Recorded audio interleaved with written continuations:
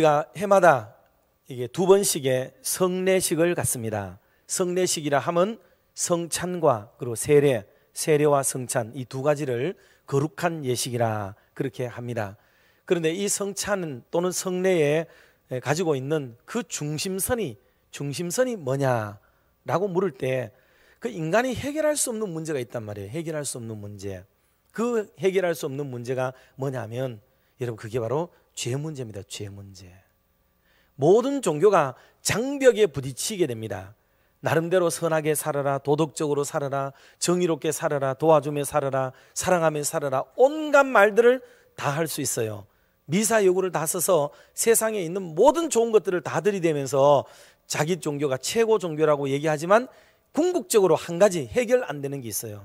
그게 바로 뭐냐면 죄 문제입니다. 죄. 기독교가 가지고 있는 최고의 강점, 최고의 장점은 뭐냐면 그건 바로 이 죄의 문제, 인간이 깊숙이 가지고 있는 죄의 문제, 어떠한 경우로도 해결할 수 없었던 죄의 문제를 해결한다는 이것 하나가 너무나도 중요하고 큰 이게 획기적인 방법이라는 사실이에요. 그래서 성찬은 두 가지 측면에서 오늘 또 말씀을 오늘 요약을 해서 간략하게 좀 드리려고 생각을 하고 있는데 이 말씀들의 핵심도 결국은 두 가지로 귀결이 됩니다. 결국은 대속의 문제예요. 대속의 문제인데 하나는 우리가 하나님 앞에서 받는 대속의 문제를 얘기해요. 예수 그리스도로 말미암아 우리에게 주시는 속죄, 대속 이런 은총이죠. 성경에 굉장히 많이 나오는 단어 중에 하나가 바로 이 대속, 속죄라는 단어라고 알려지고 있습니다. 다른 어떤 주제보다도 더 많이 사용된 게 이게 대속, 속죄라는 단어, 어휘라는 것을 우리가 상식적으로 이해하고 있으면 좋겠습니다. 그만큼 속죄의 교리는 중차대한 문제예요. 중차대한 문제. 그리고 오늘 떡과 잔을 받을 때에 결국은 우리가 끝없는 우리의 죄성을 계속 드러내는 거예요. 또 속죄의 사역 속에서는 우리가 짓는 일반 자범죄, 고범죄 이런 부분들도 다 포함이 된다고 봐야 되겠죠. 하여간 이 죄에 대한 책임과 형벌을 주님께서 우리에게 면하게 해주시는 놀라운 은혜 있습니다. 자, 어쨌든지 예수 그리스도의 속죄의 은혜 속에서 우리가 가져야 되는 그 놀라운 은총, 이것을 경험하는 게 성례의 주된 중심선이다 하는 거예요. 그리고 오늘도 떡을 떼고 잔을 마실 때마다 날 위해 피 흘려 주시고 또 몸 찢어 주신 주님의 은혜에 감사하고 감격해 하는 이유가 바로 거기에 있는 거죠. 그런데 또 하나 흐르는 선이 있습니다. 그거는 우리 성도들, 다시 말해서 예수 그리스도의 보혈로 말미암아 함께 은총을 입고 속죄를 경험하고 있는 성도들 상호 간에도 동일한 방식으로 용서와 사랑이 흘러야 된다는 사실이에요. 그래서 나 같은 죄인이 용서받는 것은 이거는 당연한 일이에요. 괜찮은 일입니다. 이거는 은혜이고 축복입니다. 그런데 저 인간이 저지른 저 죄만큼은 이거는 용서받을 수 없는 죄예요. 이거는 그렇게 해결해서 안 될 문제라고 생각하는 거예요. 그래서 그들에게 들이대는 잣대가 따로 하나 있습니다. 그게 바로 율법이에요. 율법. 그래서 율법은 자기에게 들이대는 잣대가 아닌 것으로 우리는 사용을 하고 있습니다. 그리고 다른 사람에게는 은총, 속죄, 구속 이런 용어들을 절대로 대입을 시키지 않습니다. 특별히 그들이 나와 상관이 없을 때는, 아무 관련이 없을 때는 괜찮아요. 인심 쓰듯이 그분에게도 속죄의 은총이, 하나님의 자비가, 그리고 선하신 용서하심이 얼마든지 포용력 있게 얘기를 해요. 그러나 나하고 관계된 인간의 죄는 절대로 용서하지 않습니다. 나에게 못되게 굴었고, 나에게 아픔을 주고, 나에게 상처를 주고, 나에게 고난을 준 그 사람의 죄는, 그거는 쉽게 해결할 문제가 아니라는 거죠.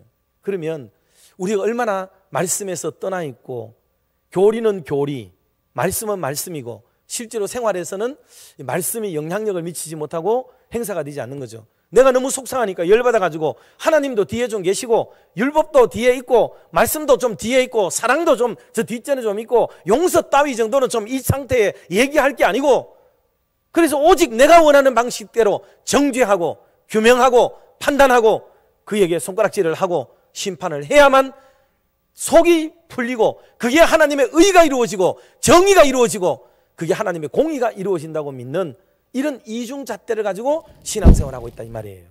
이걸 버리지 않으면은 다른 자자한 죄악들이 그건 뭔 대수로운 일이겠어요, 그게. 여러분, 이 중대한 범죄가, 이게 악한 영들이 우리를 사로잡아서 하나님의 구원의 은총, 속죄의 은총에 제한을 걸어서 몇몇 사람들에게만 유효한 교리가 되게 만들고 어느 특정인들에게만 영향력을 미치게 되고, 그러지 못하고 내가 판단할 때 더러운 사람, 추한 사람, 죄 지은 사람, 나에게 속상하게 했던 그 인간들, 이런 사람들에게는 이게 용서를 하지 못하게 만들어버리는, 제한을 해버리는, 구속의 교리를 제한해버리는, 그것도 나의 잠금장치를 통해서 제약해버리는 이런 어줍잖은 행위들이 일어날 가능성이 너무나도 크다는 거예요. 오늘 주님도 우리가 읽었던 교동문 제일 마지막에도 나오죠.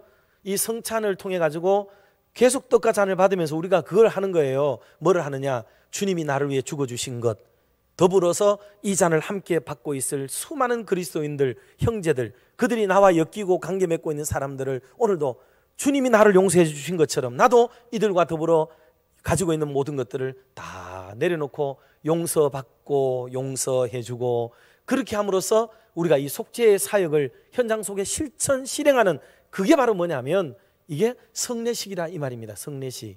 이 두 가지가 크게 주안점을 가지고 바로 적용되고 시행이 되어지면은 이 수많은 설교 말씀들이 그대로 내 삶에 이루어지는 것이기 때문에 얼마나 기쁘고 감사하고 행복한지 몰라요. 그래서 교동문 마지막에도 그랬잖아요. 새 계명을 너희에게 주노니 뭐 하라고요? 서로 사랑하라. 이게 왜 고난주간 이 성례식 주일의 마지막에 이 구절을 왜 넣어놨겠어요? 왜 이것을? 여러분, 어떤 교리에 우선하고 그리고 어떤 교리의 최종적인 선은, 모든 것의 매듭, 마지막 파이널을 장식할 수 있는 게 뭐냐? 그거는 새 계명을 받아야 되는 새 계명. 그러니까 성찬을 통해서는 새 계명을 끝에 받는데, 그 새 계명이 뭐냐면 서로 사랑하라는 거예요. 그런데 이거를 다 제껴놓고 또다시 돌아가서 율법 어디에, 성경 어디에, 옛날 어디에 이러고 떠들고 돌아다니면서 성경을 인용하고 성경을 말하는 것처럼 보이지만 그 사람의 행위는, 그거는 복음적이지도 않고 개혁주의적이지도 않고 개신교적이지도 않는, 이게 로만 가톨릭, 유대교 등을 비롯해서 그런 일을 저지르고 사는 거예요. 여러분, 예수님에게 시험하러 왔던 사탄도 신명기 말씀을 인용해가지고 대들었다고요. 여러분, 그걸 잘 기억하세요. 악한 마귀와 사탄들은 더 철저하게 성경 몇 장 몇 절에 근거해서 도전을 하고 있단 말입니다. 이단들이 우리를 공격할 때에 그들이 하는 방법이 성경 조목조목을 대고 들어오듯이, 참된 구원의 도리를, 속죄의 교리를 이해하지 못하면 그들이 하는 방식은 늘 성경을 가지고 들어와서 도전을 하고 자극을 주고 우리에게 대들고 있다고요. 사랑하는 성도 여러분, 오늘 우리가 많은 말씀들을 듣고 살아가지만은 오늘 성찬은 우리의 실제, 우리의 실행, 우리의 실천을 가르쳐주는 장르가 바로 성례식이라고 생각을 하면 됩니다. 이거는 앉아서 테이블에서 교과서를 배우고 설교를 듣는 것이 아니라 우리의 행위로서 떡을 떼고 또 음료를 마시면서 주의 몸과 잔을 생각하고 내가 받은 속죄의 은총에 감사하고 내가 오늘 용서하고 또 마음에서부터 해체시키고 풀어놓아줘야 될 어떤 사람들을 당연히 내려놓으면서 하나님의 은혜의 공동체, 사랑과 평화의 공동체를 만들어가려는 강렬한 의지와 다짐을 하는 그런 복된 시간들 되시기를 주님의 이름으로 축원합니다.